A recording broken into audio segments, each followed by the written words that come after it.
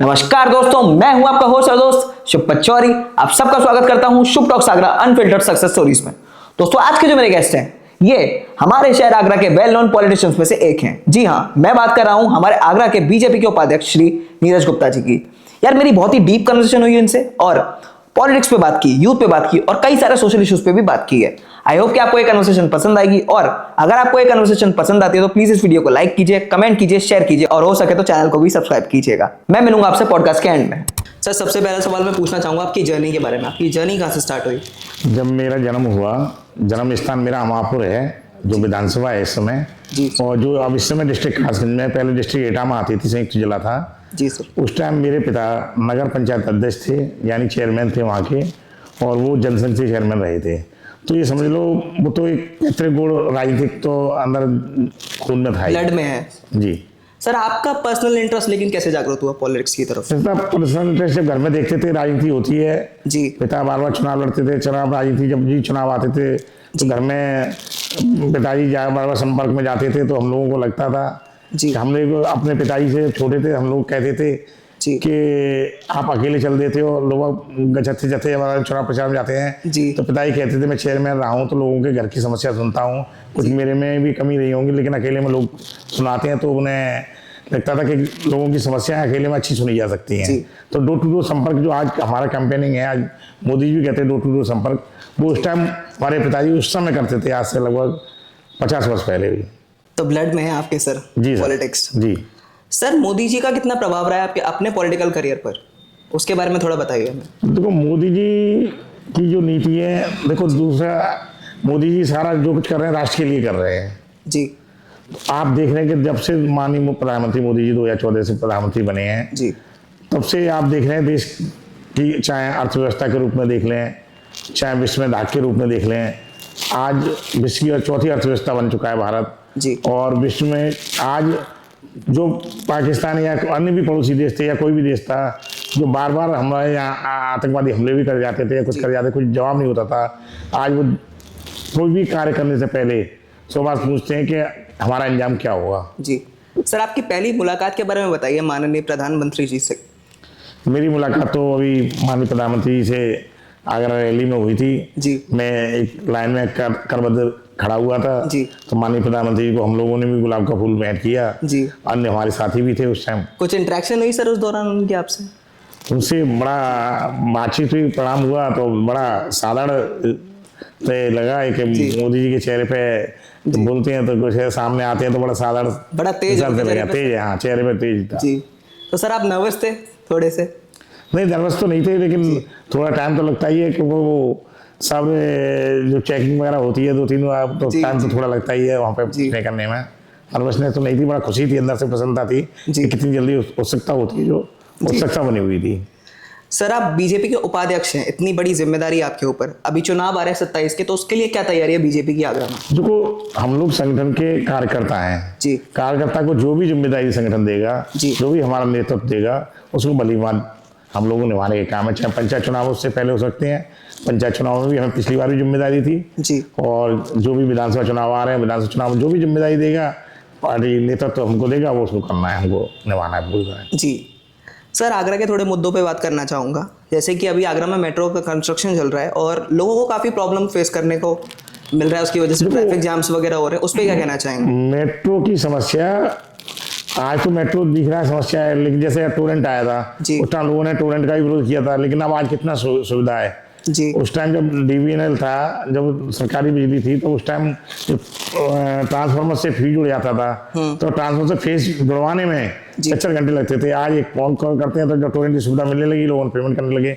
ऐसी मेट्रो आगे आने भविष्य के लिए, तो अभी तो हम लोगों को समस्या दिख रही है, लेकिन आगे जो सुविधा मिलेगी वो मेट्रो के द्वारा बहुत काफ़ी सुविधा मिलने वाली है। सर, कुछ लोग इसको पॉल्यूशन से भी कनेक्ट कर रहे हैं कि पॉल्यूशन के लिए लाई गई है मेट्रो, कि पॉल्यूशन ना हो आगरा में, AQI जो लेवल है जो दिल्ली में बढ़ रहा है आगरा में ना बढ़े, ये उसके लिए भी है? उसके लिए तो बाईपास भी बनाए जा रहे हैं, लगातार बाईपास बनाए जा रहे हैं जी। और बाकी जब पॉपुलेशन बढ़ती है तो पॉल्यूशन थोड़ा बढ़ता है, लेकिन उसके लिए कंट्रोल के लिए सरकार लगातार इलेक्ट्रिक व्हीकल की तरफ जोर दे रही है, अन्य भी सुविधाएं दे रही है गवर्नमेंट की विचार में है। सर, जनता की तरफ से एक बाउंसर आया है, मेरा सवाल नहीं है, आगरा नगर निगम के जो अधिकारी हैं वो लोग कहते हैं कि सही से काम नहीं कर रहे ठीक से अपना, अभी भी करप्शन कहीं ना कहीं एग्जिस्ट करता है, उस पर क्या कहना चाहेंगे आप? ऐसा तो नहीं है कि कोई भी एलिगेशन अभी क्या है, कोई पब्लिकली एलिगेशन तो लगानी है जी। बाकी लोग कहते हैं, चर्चा करते हैं, लेकिन ऐसा कोई सामने अभी तक आया नहीं है कि हम तक कोई ऐसा भ्रष्टाचार का मुद्दा आया हो सामने। जी। लेकिन अगर कोई भी कर्मचारी ऐसा करता है और पाया जाता है तो हमारी सरकार की जो जीरो टॉलरेंस की नीति है उसके अंतर्गत विधिक कार्रवाई होगी। सर इसके बारे में थोड़ा सा और बताएंगे, जानकारी देंगे, जीरो टॉलरेंस की नीति क्या है उसके बारे में थोड़ा अगर आप जानकारी दे सकते? उसके बारे में यही है, अगर कोई भ्रष्टाचार पैसे मांगता है, रिश्वत मांगता है या कुछ काम करने के अनैतिक रूप से लाभ लेने की कोशिश करता है, आप जी नंबर है विजिलेंस वगैरह के या कहीं भी किसी भी नंबर पर बड़े शिकायत कर सकते हैं आप। उसके बाद जांच होगी और ट्रप होगा, ट्रप होके विधिक कार्रवाई होती है। जो भी सर बीजेपी की आइडियोलॉजी क्या है? जब कोई नया पार्टी मेंबर पार्टी में जुड़ता है तो देखो बीजेपी की आइडियोलॉजी तो सबसे यही है, सबसे पहली कि राष्ट्र प्रथम, नेशन फर्स्ट। ओके। और nation first, party next, self last. जी। अगर हम राष्ट्र प्रथम की भावना रखेंगे जी तो ये सबसे पहले आपको करना है। सर मुस्लिम समाज का एक पूरा हिस्सा एक इल्जाम लगाता है बीजेपी पे कि ये सिर्फ हिंदुओं की पार्टी है, कितना सच है इसमें? ऐसा नहीं है, आप देखें अगर जो भी केंद्र सरकार की योजना आ रही है, प्रदेश सरकार की योजना आ रही है, अगर सबसे ज़्यादा लाभार्थी हैं, हम लोग लाभार्थियों से संपर्क करते हैं जी, तो सबसे ज़्यादा लाभार्थियों की संख्या में इस समाज का नाम आता है।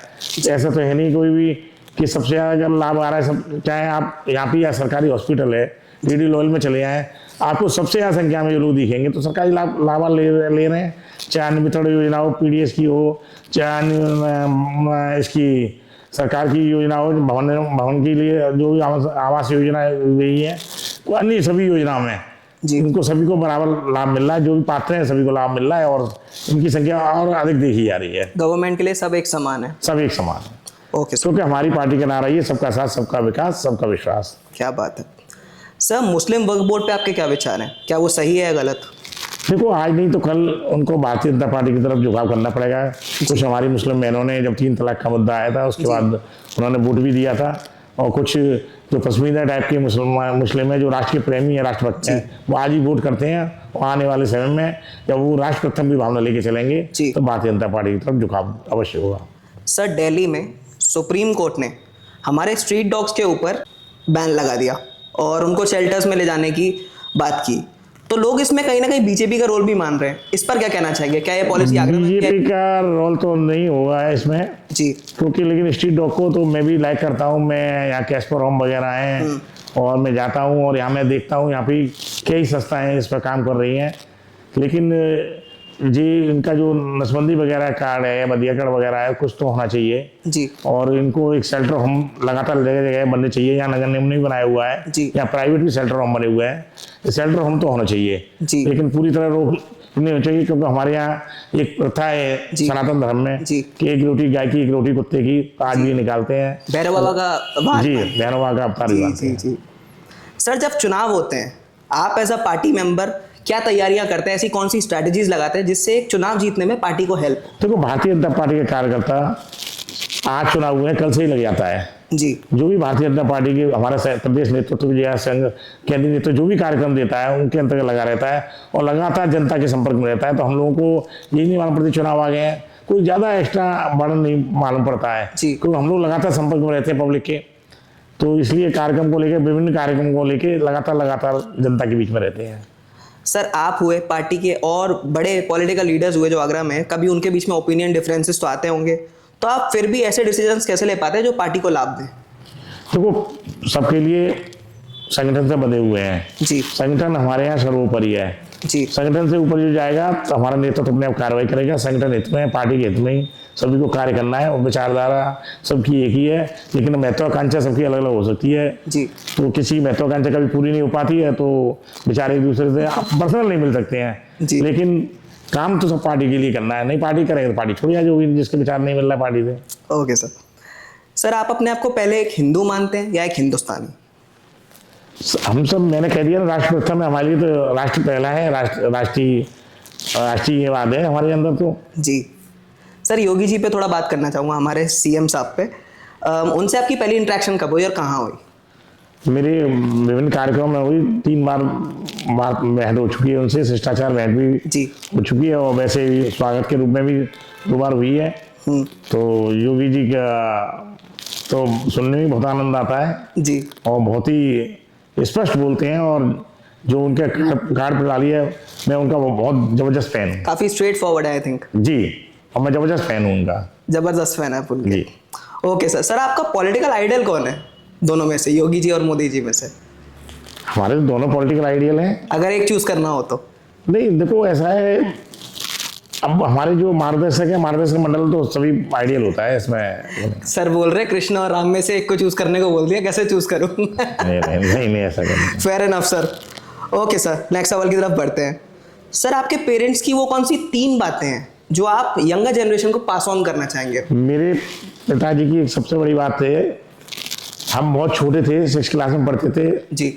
हम भाइयों ने कहा मम्मी से आके घर पर, तो आज भी याद आती है कि हमारे पिताजी दुकान में बैठते थे, मेन मार्केट में दुकान थी कपड़े की। ओके। तो जो भी निकलता था उससे राम राम करते थे। क्या बात? तो हमने कि हमारे पिताजी हम छोटे छोटे बच्चों से भी या जो भी निकलते हैं राम राम करते हैं, तो हमने कि हम नहीं बैठेंगे दुकान पर जी। तो मम्मी ने कहा, पिताजी घर पर गए खाना खाने, पास में घर था, तो मम्मी ने कहा कि बच्चे बहुत नाराज हो रहे हैं, छोटे छोटे बच्चों से तुम राम राम करते हो खाने में। तो उन्होंने हमको पास में बुलाया, वो आज भी हमारे प्रेरणादायक है। तो उन्होंने कहा बेटा कम से कम 2000 आदमी ऐसे रोड से निकलता है, मैं कितने लोगों से राम राम करता हूँ 100 से।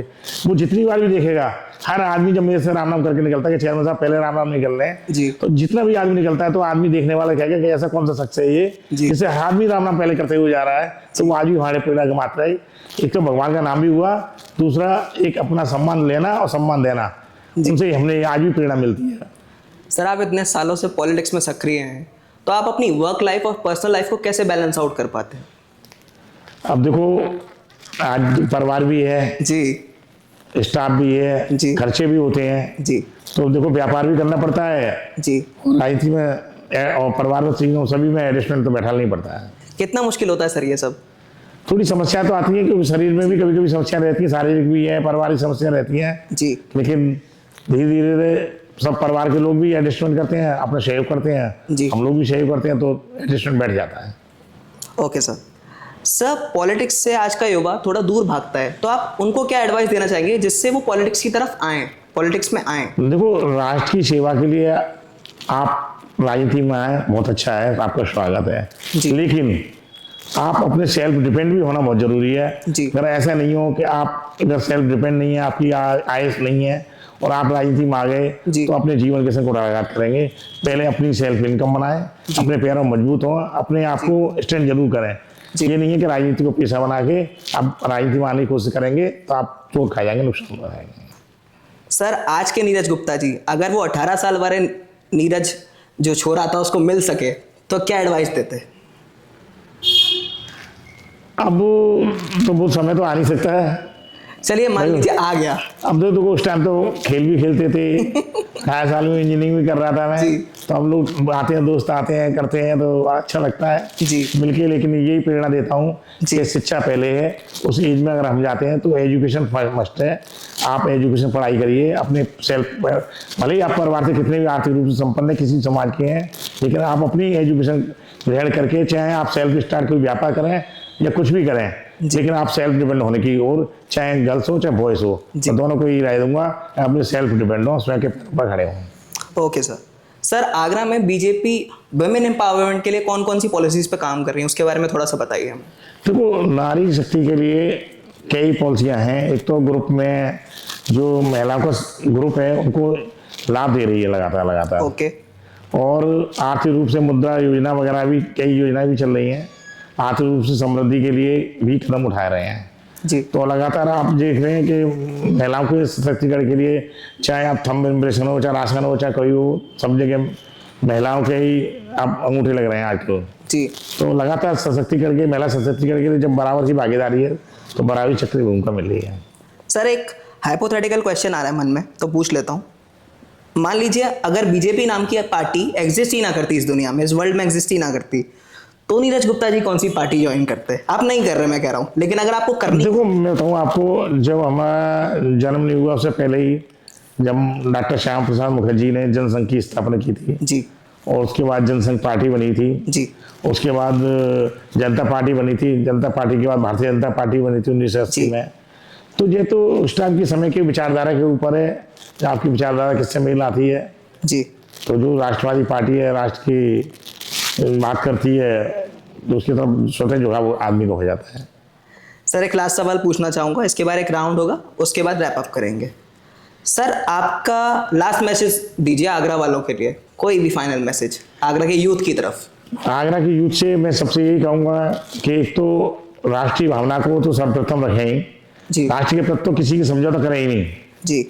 और दूसरा अपनी एजुकेशन को ध्यान दें। अगर आप किसी भी फील्ड में जाते हैं, या खेल कूद हो या कहीं भी हो, तो उसमें भी अपना जिसमें भी रुचि है उसमें भी रुझान रखें, आगे बढ़ें, लेकिन पढ़ाई को ध्यान रखते हुए और सेल्फ डिपेंड होने की तरफ बढ़ें। Okay sir. सर अब बढ़ते हैं हमारे fun segment rapid fire round की तरफ। तो इसमें सर आपको 2 ऑप्शंस मिलेंगे, आपको एक चूज करना है और जवाब देना है। सर दिल्ली गेट के ढाबों का खाना या सदर की चाट गली की चाट, क्या चूज करेंगे? तो अपना अपना टेस्ट है, नहीं आप पर्सनल चॉइस है, जवाब दीजिए, क्या चूज करना चाहेंगे? अरे कभी कभी चाट का मन कर जाता है, कभी चाय पिएंगे, तो दोनों चूज करेंगे सर, एक चूज नहीं कर सकते भाई पक्के आगरा वाले। ओके सर, नेक्स्ट सवाल की तरफ बढ़ते हैं। बेहतर प्रधानमंत्री कौन, मोदी जी या श्री अटल बिहारी वाजपेयी जी? देखो दोनों ही बेहतर प्रधानमंत्री हैं, इसमें तो दो राय नहीं है। तो चूज करिए क्योंकि नहीं उन्होंने अटल जी की जो योजनाएं थी, चाहे चतुर्मुखी विकास योजना हो, उन्हें पूरे देश को चारों तरफ जोड़ना हो, चाहे पोखरण का विस्फोट हो, आप देखते होंगे कि उन्होंने जब पूरा अमेरिका ने या सबने विरोध किया कि पोखरण पे बम विस्फोट नहीं होना चाहिए, परमाणु विस्फोट नहीं होना चाहिए, उन्होंने विस्फोट किया। तो ऐसा नहीं, और विपक्ष में भी उनका सम्मान था और लोकतंत्र में अटूट विश्वास था अटल जी का। Okay sir. सर शॉपिंग आप कहाँ जाना पसंद करेंगे, राजा मंडी या सिंधी बाजार?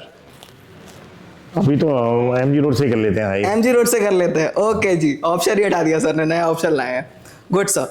सर आप लेट नाइट आउल हैं, रात में लेट तक जगना पसंद करते हैं या अर्ली मॉर्निंग राइजर हैं, सुबह जल्दी? नहीं, early morning. Early morning riser. Sir चाय या कॉफी? चाय। कोहली या सचिन? देखो हमारे टाइम तो सचिन ही बेस्ट था, लेकिन बाद में गॉड ऑफ क्रिकेट। हाँ। Good answer sir. सर ज्यादा मुश्किल क्या है, एक नेता बनना या एक पिता बनना? दोनों का अलग अलग दायित्व है जी। अब पिता तो सभी बनते ही हैं, नेता बनना अलग क्वालिटी है, पिता तो मैक्सिमम लोग बन ही जाते हैं।